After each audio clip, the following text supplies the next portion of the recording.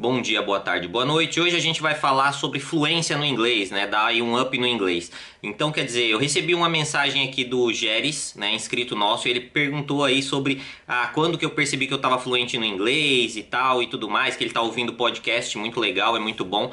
Todo tipo de coisa que você escuta, né, que você utiliza em inglês vai te ajudar de alguma forma, mas vai depender de uma série de fatores, se ninguém aprende nada por osmose. Mas vamos voltar um pouquinho antes, né? Eu terminei meu colégio mais ou menos em 1998, aí passei numa faculdade e tranquei. Porque eu fazia inglês já há 4 anos, né? Não denegrindo a imagem da escola nem nada, talvez era uma falha minha, até porque eu estava numa escola que era o CNA, e aí eu fiquei lá 4 anos estudando inglês.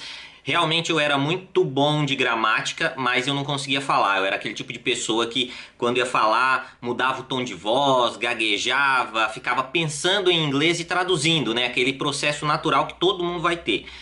E aí eu fiquei lá e eu fui passando nos testes, porque eu era bom em gramática. Então quando tinha o teste, a maioria era em gramática e eu passava ali mais ou menos no speaking, né? Na parte falada, e na parte escrita eu ia muito bem. Então eu fui passando, cheguei no avançado. Aí quando eu cheguei no avançado, isso é uma coisa que você precisa ter quando você está lidando com inglês. É honestidade intelectual, né? Com você mesmo. Eu falei, tá, eu tô no nível máximo. Na verdade eu tinha reprovado e fiz uma segunda prova, porque eles dão um jeito de você passar, né? Não sei se esse método mudou, não é às vezes um problema da escola, né? A escola segue esse método e se o aluno passa, ele tá apto, supostamente, mas eu não estava. Porque eu era bom em gramática, mas na parte falada, quase puta, cara, era intermediário, né? E aí eu fiz essa segunda prova, passei e fui lá pro último estágio. Falei, puta, beleza, né? E você tem aquele status. E no Brasil a gente tem essa mania de ter um status pelo certificado, né? E não pelo currículo que a faculdade ou que a escola, seja de inglês ou seja de universidade, vai te dar. Quando na verdade a gente não está realmente preparado para o mercado, para aquele conteúdo, né? Para ser bom em inglês. Eu percebi que estava algo errado. Aí eu falei, pô, vou parar, né, que esse curso, minha irmã já tinha parado fazia um tempão, porque assim, quando você estuda inglês, é outro ponto, você acaba não gostando porque você não consegue entender, é outra língua, meu, pra isso entrar na sua mente, vai ser difícil. Só que eu sempre gostei de música, sempre gostei de um monte de coisa, mas eu não gostava de estudar inglês por causa do método, né, o método era maçante, e era só de sábado, e quando chegava na sexta noite tinha que fazer um monte de exercício pra entregar no sábado de manhã, sábado ficava lá até meio-dia, 1 hora da tarde e tal, uma correria. Então, quer dizer, não é o melhor método, né? Porque você tá ali tendo contato com aquilo uma vez por semana, praticamente. E aí eu resolvi parar o inglês, falei, não tem condição. Terminei o meu colégio, voltando um pouquinho atrás, tranquei a minha matrícula na faculdade e fui fazer inglês na USP, né? Embora a USP seja esse negócio aí revolucionário, hoje uma bagunça, na época também era, né? Na USP tinha vários cartazes de greve, tudo parado, aquela bagunça, o pessoal meio querendo viver a revolução aí que nunca acaba, né? E eu acabei entrando, né, fiz no ECA, fiz na de economia, cursos quebrados que tem lá dentro. Não sei se hoje em dia tem, eu vou tentar achar na internet, se eu achar eu coloco aí, senão você vai ter que pesquisar. E aí eu catei e comecei a fazer esses cursos, porque eram intensivos, eram todos os dias. Então como eu tava com a matrícula trancada, em 99 eu passei o ano inteiro fazendo só inglês. Eu saía do meu trabalho às 6, pegava meu carro na verdade era da minha irmã, que a gente meio que ela me emprestava, e pegava o carro dela todo dia, ia lá pra USP, né, entrava às vezes quebrava a bagunça da greve para conseguir estudar, chegava lá, sempre era legal porque assim, eles colocavam professores, por exemplo, tive um professor que era norueguês, tive um professor que era sueco, ou seja, eles praticamente não falavam português, então tinha que ter aquele exercício, e como era todo dia das 7 às 10, então eu tinha todo esse contato com o inglês todo esse tempo, e aí eu fui melhorando na fluência, mas ao mesmo tempo que eu fui melhorando na fluência, eu fui piorando um pouco na gramática, porque ele não era tão voltado para gramática.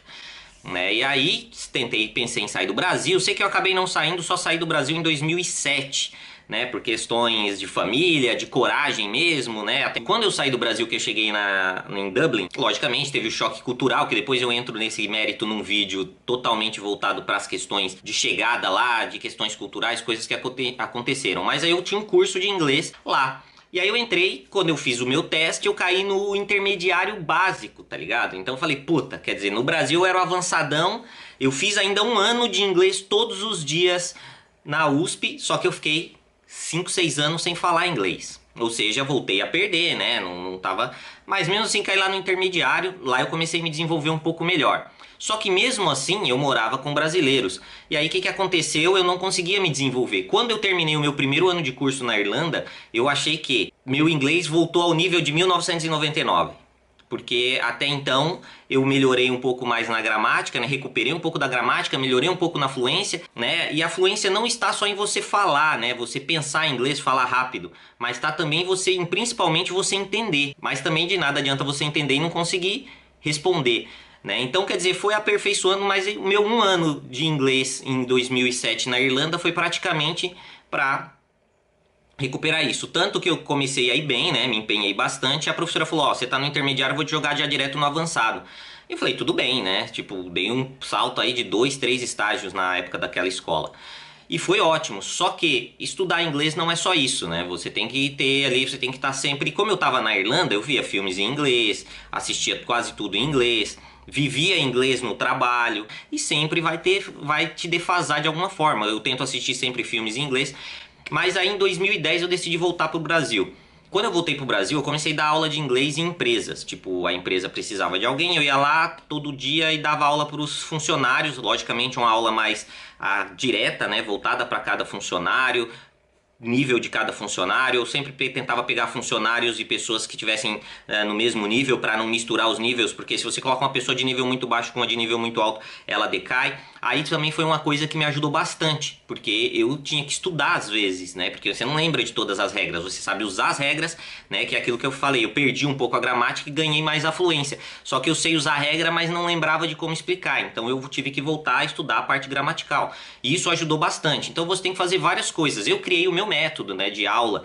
Então eu sempre fazia coisas diferentes, pedindo para cada hora colocar e enriquecer ali o vocabulário da pessoa, não usar sempre a mesma profissão, os mesmos cargos. Se ela usou em um exercício 10 cargos, se vira para achar mais 5 no outro exercício. Esse tipo de coisa. Por exemplo, eu também ficava pedindo para a pessoa falar sozinha, né? Ela me explicar, tipo assim, fecha o olho, fala o que tem dentro dessa sala em inglês, onde que as coisas estão, se estão na esquerda, se estão na direita, se estão em cima, se estão embaixo, a cor da sala, não sei o que, para ela não me ver também. Era meio que um exercício bem legal que eu fazia com as pessoas que eu dava aula.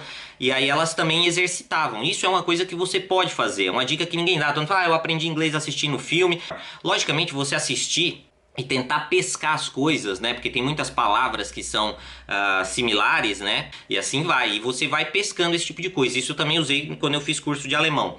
Só que você vai ali aprendendo tudo isso e vai pescando, só que você tem que ficar usando isso. Então, às vezes, por exemplo, eu tava andando na rua, eu ficava meio que narrando, né? I'm walking through, eu tô andando por tal lugar, na calçada, por exemplo, só que tudo em inglês, narrando pra mim, não vou ficar falando sozinho que nem um doido na rua, né? O céu tá azul, não. Tipo, eu ficava meio que narrando o que eu via, né? Tem uma casa de tal cor, tem um carro de tal cor, o carro tem 4 rodas, pra você começar a lembrar das coisas. Porque quando você aprende, é meio que um dicionário. Isso é um caso que aconteceu comigo na Irlanda.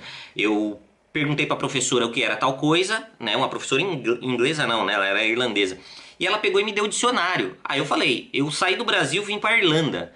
Se fosse para eu aprender lendo o dicionário, eu ficava no Brasil e comprava o dicionário em inglês. Acabou. Eu não preciso. E não é assim. Porque quando alguém te explica de uma forma, por exemplo, o que é um cachorro? O cachorro é um animal, lógico, tudo em inglês. O cachorro é um animal de 4 patas, que tem orelhas assim assado, o pelo é assim assado, ele tem normalmente essa média de altura, ele vive tantos anos, ele tem rabo, não sei o que. É diferente de você ler isso no dicionário. E principalmente quando você lê, você não assimila. Porque você está lendo e a sua mente assume que você vai poder voltar naquele conteúdo toda hora que você quiser. Por mais que você fale, não, eu não vou voltar. Ou você é muito bom de assimilar, ou isso vai acontecer frequentemente. E quando você tem explicação de uma pessoa, a chance disso entrar na sua mente é muito maior. Mas depois você tem que usar. Por exemplo, a pessoa te explicou tal coisa, você vai e você mesmo tenta explicar essa coisa. E isso foi me dando a fluência. Também depois voltei para o Brasil em 2010, fiquei mais 5 anos, quer dizer, sem falar inglês praticamente. Perdi bastante do inglês, voltei pra cá, volta inseguro, sabe? Você não tem as coisas, por isso que eu falo quando você vai falar de currículo, pega seu currículo, escreve ele bem. Hoje tem vários sites, Grammarly, tem outros que você consegue fazer. Às vezes passa para alguma pessoa que fala inglês para ela dar uma olhada, porque, né, mesmo nos sites tem aquelas falhas, e você meio que decorar aquilo e falar aquilo, não como tá decorado, não é só decorar, você vai decorar para você saber o que você tem que falar, mas você vai falar de forma diferente. É tipo você ler um livro e você explica aquela história, ouvir um filme e explica aquela história para outra pessoa. Você não tá usando as mesmas palavras dos atores, você tá meio que fazendo um resumo, e você vai fazer isso com o seu currículo e vai vai conseguir criar mais coragem. É exercício, é contínuo, né? Eu contei aqui alguns vídeos atrás da minha experiência de trabalho, a Camila também contou da dela, e eu falei de uma entrevista que eu fiz com a minha irmã em português, depois traduzi para o inglês. Então, o inglês é bem isso, né? Você não vai conseguir a fluência de uma hora para outra, e quando você conseguir a fluência, você não pode achar que você é o cara. Sabe, você não pode achar, eu sei tudo, tá beleza, agora eu consigo me comunicar. Se comunicar, meu, até o cara que tem o básico praticamente, ele consegue, né? A gente foi pra Polônia, por exemplo, lá os caras falam pouco inglês. E a gente não fala polonês, e a gente conseguiu se comunicar. Comece com o exercício básico, comece com esse trabalho de você mesmo narrar dentro da sua casa. Minha casa tem 2 janelas, uma está na frente, uma está atrás. Eu tenho mão direita, mão esquerda, vou pôr o tênis direito, tênis esquerdo. E altura, tá pra cima, tá pra baixo, cor, né, acender a luz. Usar essas coisas que você faz no dia a dia mentalmente. Você não precisa ficar falando que nem um doido sozinho em casa falando inglês. Se você estiver sozinho, se sentir bem, ótimo. Se não, você usa ali, você começa a pensar em inglês, tipo, vou pegar o prato, vou pegar a colher, porque aí você vai assimilando tudo isso. Porque mesmo quando você está trabalhando, quando você está vivendo no país, você vai usar aquele vocabulário, se você morar com a pessoa ou com pessoas que falam português, você vai usar aquele vocabulário somente no trabalho. E aí quando você chega em casa, às vezes você esquece. Por exemplo, eu trabalhava mais em escritório na Irlanda, e aí eu conhecia pessoas que trabalhavam em café. Aí a pessoa me perguntava, pega lá o sachê, não sei o que, falava em português. Quando eu chegava na frente do cara, eu não sabia o que era aquele sachêzinho, o palitinho de mexer o café, esse tipo de coisa. Então é bem complexo assim você ser fluente. Ser fluente é você conseguir falar o máximo em quase todas as áreas. Vai aperfeiçoando, logicamente, sempre assistir muito filme em inglês. Se você não manjar, assiste em português, depois assiste em inglês com legenda em português, depois assiste em inglês com legenda em inglês. Porque aí você já meio que sabe quais são as falas e tal, isso vai entrar mais fácil na sua mente. Mas não só assistir filme, não só fazer exercício, né? Você tem que fazer todo esse processo que eu te falei. E é mais ou menos isso. Isso aí fez eu ver que eu tava fluente, mas... Bom, a bateria acabou, tive que colocar outra bateria, talvez o enquadramento esteja um pouquinho diferente, mas não tem problema. Então é mais ou menos tudo isso que eu falei, você precisa usar as coisas, né? Falar das coisas. E que se você não usa, você não vai falar e você vai esquecer em algum momento, né? De cada área, de cada processo.